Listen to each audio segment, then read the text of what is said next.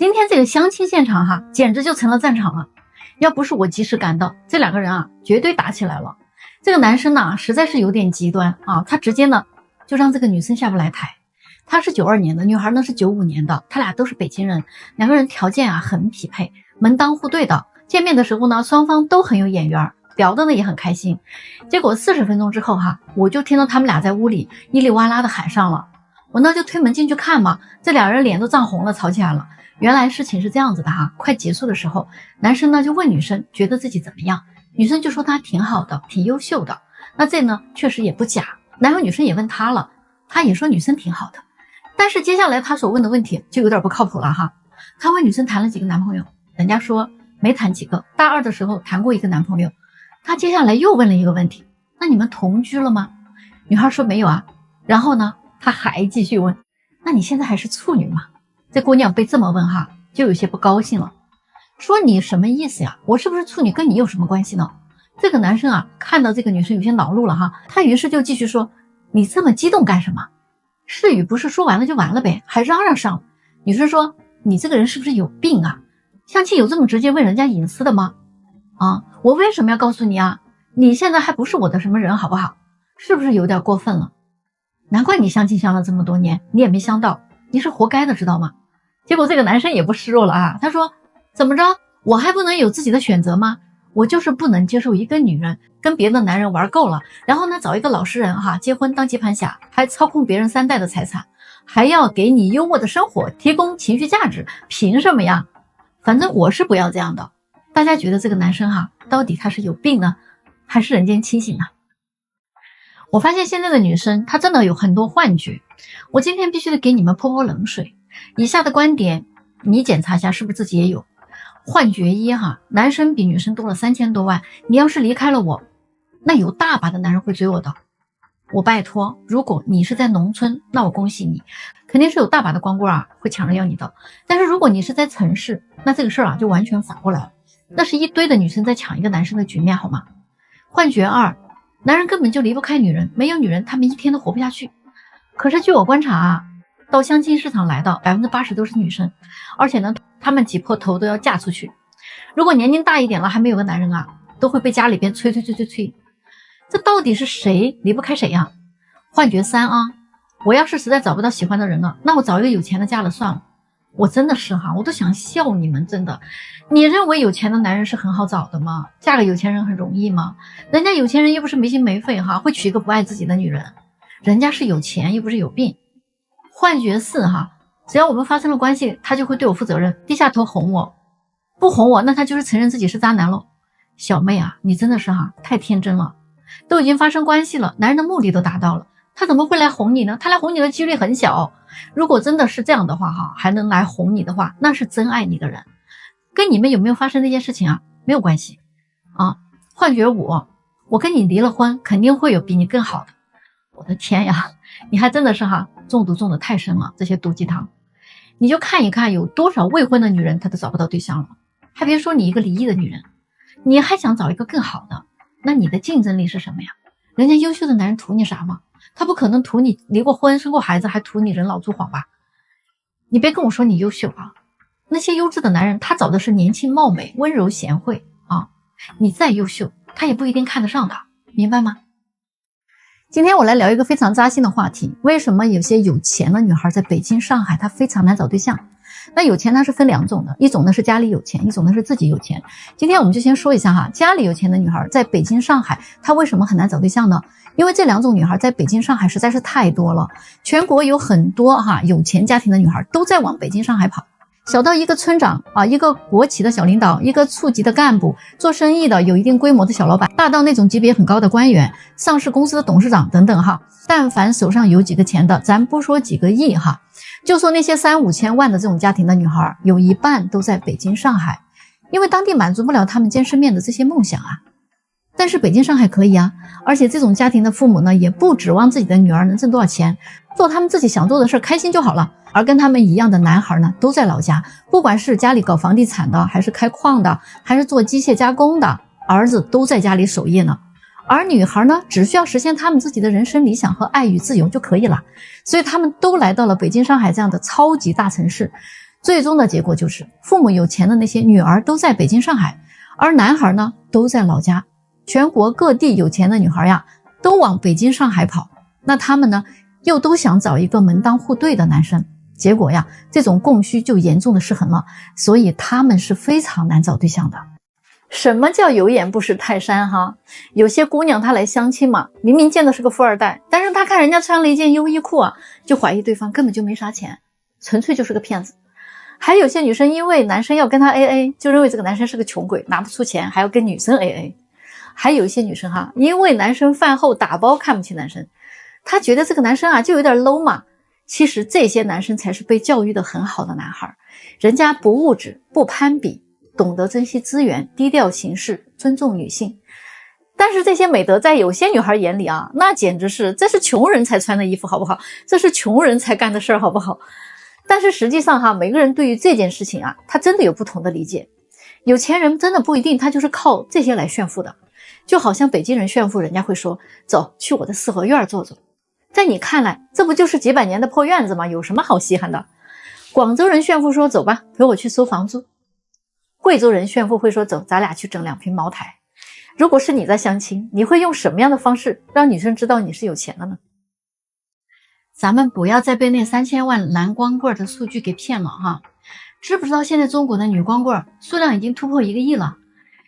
这么多的女生哈，还在做梦呢，还在挑挑拣拣，还在居高临下呢。他们认为相亲就是给男生一个追求自己的机会，找对象呢，既要男人长得帅，还要男人有钱，既要男人有有趣的灵魂，还要男人有胸怀啊，给他万般宠爱。谈恋爱呢，天天就钻研着怎么让男人给他挥金如土啊，怎么才能说3句话就把男人迷成智障啊，如何才能让男人把她宠成小公主啊。40岁的男人哈就已经叫油腻大叔了，可是40岁的女人呢却叫小仙女。小仙女们呢还天天哈做着梦，小仙女们啊还天天的哈梦想着白马王子高富帅从天而降。我都不想说了，过去不管有多少人追过你，不管有多少人跟你谈过恋爱，事实已经证明你确实失败了，你败给了时间，也败给了现实，这就是被淘汰的结果。不管你有多么的优秀，有多么骄傲啊，你的结局啊就是有价无市啊，你必须降低标准了，你才有可能嫁出去。你们认可吗？为什么说现在只要女生一开口要东西啊，这个恋爱就没法往下谈了，经常都会谈黄掉。有个95年的姑娘嘛哈，她就过来给我吐槽嘛，她说呢，去年她真的相了几十个男生，其中她也接触了7、8个，那每一次呢她都会试探性的哈让男生给自己买礼物啊，转账啊。她一直都认为呢，在物质方面的付出是谈恋爱的时候对男生真诚度的一个试金石。有句话不是说嘛，男人的钱花在哪儿啊，他的心就在哪儿。但是哈，他就发现啊非常奇怪，每一次呢只要他不管是明示还是暗示的，这个关系啊就很难往前推进了。比如说有的男生啊直接就不跟他聊了啊，还有把他拉黑的，还有的男生呢买完东西就想跟他确定关系，就想亲亲抱抱了。这个时候他一般都会觉得，那认识的时间才这么短吗？太快了吧，他自己都还没有感觉呢，怎么可能确定关系呢？所以他一般都会拒绝啊。但是只要他不同意啊，好像这个男生就不会再追他了。这个到底是怎么回事呢？现在谈个正经恋爱真的是这么难吗？你说现在哈男生到底是怎么想的？来，咱们到评论区讨论讨论这个问题吧。今天我来聊一个非常扎心的话题，为什么有些有钱的女孩在北京、上海她非常难找对象？那有钱它是分2种的，一种呢是家里有钱，一种呢是自己有钱。今天我们就先说一下哈，家里有钱的女孩在北京、上海她为什么很难找对象呢？因为这2种女孩在北京、上海实在是太多了，全国有很多有钱家庭的女孩都在往北京、上海跑。小到一个村长啊，一个国企的小领导，一个处级的干部，做生意的有一定规模的小老板，大到那种级别很高的官员，上市公司的董事长等等哈。但凡手上有几个钱的，咱不说几个亿哈，就说那些3、5千万的这种家庭的女孩，有一半都在北京、上海，因为当地满足不了他们见世面的这些梦想啊。但是北京、上海可以啊，而且这种家庭的父母呢，也不指望自己的女儿能挣多少钱，做他们自己想做的事，开心就好了。而跟他们一样的男孩呢，都在老家，不管是家里搞房地产的，还是开矿的，还是做机械加工的儿子都在家里守夜呢，而女孩呢，只需要实现他们自己的人生理想和爱与自由就可以了。所以他们都来到了北京、上海这样的超级大城市，最终的结果就是父母有钱的那些女儿都在北京、上海，而男孩呢都在老家。全国各地有钱的女孩呀，都往北京、上海跑，那他们呢又都想找一个门当户对的男生，结果呀，这种供需就严重的失衡了，所以他们是非常难找对象的。今天我们来聊一聊大龄有钱的男生。来找我找对象的很多大龄有钱男生条件是真的好，他们当中呢也有很多人都有一个什么样的想法呢？既要找一个温柔懂事的，又想找一个年轻漂亮的。那我就说吧，你只能选其一有很多40多岁离异有孩子资产过亿的大哥，想找一个25岁左右的。那么你觉得这个女生能图你什么呢？是吧？你自己也是从25岁这个年龄过来的嘛。你25岁的时候，你身边的一个女同学如果找一个40多岁的大哥，你觉得他图什么呢？你心里没数吗？怎么你自己成了大哥之后，你就想改变人性呢？即便你很有钱，你也只能在温柔懂事、年轻漂亮当中选一个。今天我们来聊一聊大龄有钱的男生。来找我找对象的很多大龄有钱男生条件是真的好，他们当中呢也有很多人都有一个什么样的想法呢？既要找一个温柔懂事的，又想找一个年轻漂亮的。那我就说吧，你只能选其一有很多40多岁离异有孩子资产过亿的大哥，想找一个25岁左右的。那么你觉得这个女生能图你什么呢？是吧？你自己也是从25岁这个年龄过来的嘛。你25岁的时候，你身边的一个女同学如果找一个40多岁的大哥，你觉得他图什么呢？你心里没数吗？怎么你自己成了大哥之后，你就想改变人性呢？即便你很有钱，你也只能在温柔懂事、年轻漂亮当中选一个。我都发了1年多的视频了我还没有好好的跟大家呢介绍过我自己。我是一名70后，出生在安徽的成都，这个城市大家很喜欢的吧？其实我也很喜欢自己的家乡，但是我现在在北京也生活了快20年了，我非常喜欢北京。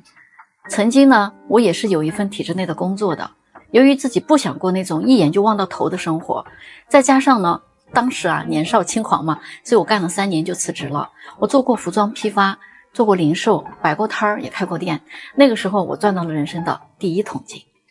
正因为如此呢，我后来也接触到了金融行业，我也看到了这个行业的前景。不过呢，我是一个喜欢不断探索的人，在这个行业里这几年我接触到了一位非常有前瞻性的人物，就是这位贵人，他提醒了我一件事情。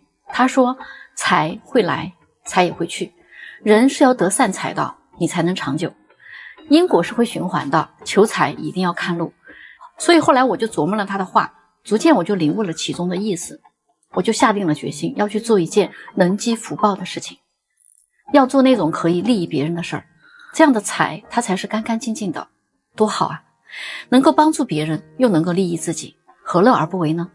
那个时候我已经发现不仅仅是在我的周围，整个北京、上海这些1线城市有非常庞大的单身群体，他们是孤独的、焦虑的、痛苦的。虽然这也是一种商机，但是呢，这更是一片庞大的福田。为什么不去帮助他们？为什么不去深耕它呢？当我12年辞掉金融行业高薪工作的时候，进入到了这样的一个行业，家里人包括身边的朋友，他们都不理解，为什么你要放弃一个很好的工作，而去做一个小小的红娘，去做一个媒婆？听上去似乎也没有那么光鲜亮丽。但是我不想做任何的解释，因为一个人他想做一件事情，没有必要一定要得到别人的理解和认可。所以我一直坚持自己的想法，走到了今天。这12年里，我就一直做着这一件事情，就是为那些在结婚焦虑的路上走着的人，为他们去找到人生的伴侣。传统的婚介都是只管介绍不管成不成的，我在这里呢，也从一个小白做到了首席红娘。在这个期间，我学习了大量的婚恋课程，用于实践之后呢，我发现相亲谈恋爱和生活中谈恋爱，它还是有本质上的区别的。如果在这个认知上有误区的话，可能你相再多的亲，你也成不了。基本上能相亲成功的人，要么就是碰运气，要么就是得到了正确的辅导，否则你的相亲之路非常的长。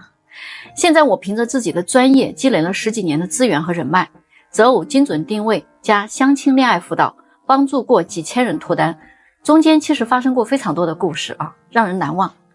所以我非常的感谢这么多年来一直非常信任我的客户和在抖音里一直默默陪伴我和支持我的粉丝朋友们。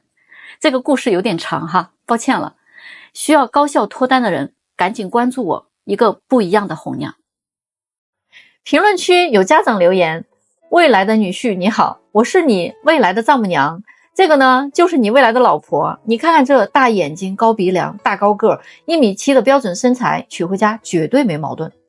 就是有个问题哈，他不会做饭不过没事啊，他反正也不吃。你要是睡懒觉也没关系啊，反正他也不会早起。你呢不想搞卫生那更没事了哈，他从小反正乱习惯了。关键的是我们也不要彩礼，嫁妆我们都准备好了，这点你都可以放心。就是啥呢，我就想问一下，你啥时候能来给他领走啊？你自己的老婆你得自己来惯呀。大家有没有发现哈，有一种非常神奇的男女关系，就是看得上你的人他都不会追你，那追你的人呢，你又看不上他。还有最关键的一点是，现在几乎没有人去追谁了，都是我暗示你一下，你要是没有 get 到，还特别高冷，那就拜拜了，下一位吧。大家说是这样的吗？你们知道吗？现在在1线城市出现了越来越多的新型穷人。什么叫新型穷人啊？现在有些姑娘她来找对象真的是只看这些表面现象，他们不知道现在经济下行吗？多少人都成为了这种新型穷人。不知道你们有没有发现现在北京这样的1线城市身边出现越来越多的这种人，他们都是住着200多万以上的豪宅，开着几十万以上的豪车，表面上非常光鲜亮丽，实际上呢没有一点存款，每个月呢还得还房贷还车贷，加上这2年生意的行情都不太好，时不时他的资金周转还不灵，还得去贷款，他搞一身的债务你身边一定有这样的新型穷人。所以姑娘们不要一味的追求虚荣了，遇到这样的人，你还不如找一个普普通通的人来的踏实呢。大家说对不对呢？在北京现在有很多的男的，他是非常反感和讨厌花钱的关系的。他一遇到花钱的关系他直接就跑路了。就算没有泡沫的事情出来其实这几年有好多的男的非常讨厌女人一上来就跟他要钱。他只要一发现这个女人跟他的关系扯上了钱，很多男生就开始避而不谈了，直接就跑了，不理这个女生了。哪怕这个女生再漂亮再主动，他都没有兴趣。包括我认识的很多有钱的会员或者那些混得比较好的男的都是这样的。他们只要碰到这一类的女人，马上就警惕起来了。只要一看到这个女的跟他提钱就现在的男生已经非常反感很讨厌这种金钱恋爱关系。很简单嘛不是说钱好不好赚的问题，是他们遇到过很多女生都跟他要钱，他已经遇到的太多了，遇到多了自然就烦了呀。而且现在捞女这么多，所以说现在你作为一个女生，你知道这个年头你要是谈恋爱的时候还一上来跟男的要钱，多半你跟他的关系就凉凉了，知道吗？现在的男生真的是很讨厌那种花钱的关系的，说钱他就跑，是不是这样子咱们到评论区讨论讨论呢。如果你们想找以结婚为目的的好女孩，可以点点我评论区置顶链接报个名。大家听说了吗？最近有好多的俄罗斯那边的女孩跑到中国来了，她们到这边来留学，学说中国话，学做中国菜，了解中国的习俗，在中国找工作，甚至她们想在这边定居。她们只有一个目的，就是想嫁给一个中国男人。他们觉得中国的男人有责任心有担当，也很温柔还很专情，还很会赚钱，又聪明又能干，不像他们国家的那些男的那么花心躺平了，也不怎么有上进心。而且现在他们战争很多，他们那边结婚的男人是真的变少了，留在那边结婚总感觉没有那么大的安全感。而且他们谈恋爱真的是同意一起花钱，彼此付出。男人如果是认真跟自己结婚的话，他们会为老公去经营好家庭的，不会在婚前就要求对方给自己买这个买那个，更没有要彩礼这一说。他们认为爱情就是一种纯粹的东西，我喜欢你，你喜欢我，跟钱没有多大的关系。婚姻就是2个人一起共同把家庭经营好，而不是一方在索取，一方在付出。大家看看这是多好的事儿看来现在全世界的女人都在盯着中国男人了这是不是一个大好的消息呢？来，咱们到评论区讨论讨论吧。